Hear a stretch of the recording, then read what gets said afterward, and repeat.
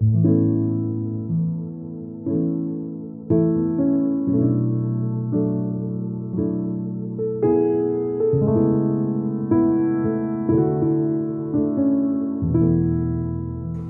আপোনাৰ? শ্ৰী অৰূপনাথ। ক'ৰ পৰা আহিছে? মই বাক্সা আনন্দবাজাৰ পৰা আহিছোঁ। এজ কিমান? এজ 36। কি হৈছিল আপোনাৰ, মানে কি প্ৰব্লেম হৈছিল ফাৰ্ষ্টত? প্ৰব্লেম কমৰৰ পৰা এখন ভৰি বিষ আছিল, উঠাতে বহাতে কষ্ট আছিল। তাৰপিছত উঠিব পৰা নাছিলোঁ, শুব পৰা নাছিলোঁ, ভালকৈ বহিব পৰা নাছিলোঁ, এনেকুৱা আছিল। আহোঁতেতো পুৰা হেৰিতে আহিছোঁ, 108তে আহিছোঁ। মানে খোজ কাঢ়িব পৰা নাছিলোঁ? খোজ কাঢ়িব পৰা নাছিলোঁ। আচ্ছা, কিমান মাহ আগত আহিছিল ছাৰ তাত? 2 মাহ আগত। 2 মাহ আগত?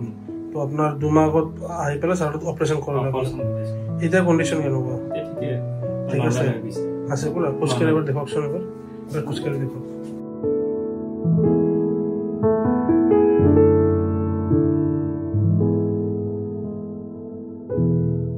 এতিয়া ঠিক আছে পুৰা ন?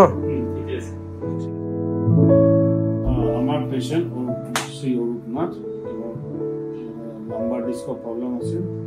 তেওঁ লাম্বাৰ ডিস্কটো বহুত বেছি ডাঙৰ আছিল, সেইটো কাৰণে তেওঁ অলপ মানে ভৰি কমজুৰি আছিল আৰু পেচাবৰ পায়খানাৰো প্ৰব্লেম হৈছিল।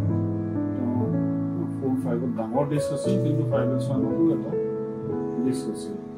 তো আমি সেইটো কাৰণে আমি চালিলোঁ বস্তু কি কৰিব পাৰি, যিহেতু তেওঁ ইমান ডাঙৰ ডিস্ক ওলালে আমাৰ বোনটো বেছি কাটিব লগা হয়, তেতিয়াহে ডিস্কটো ছেফলি ওলাব পাৰি। নহ'লে ডিস্কটো যদি ওলোৱা যায় তেতিয়া নাৰ্ভটো ডেমেজ খায়।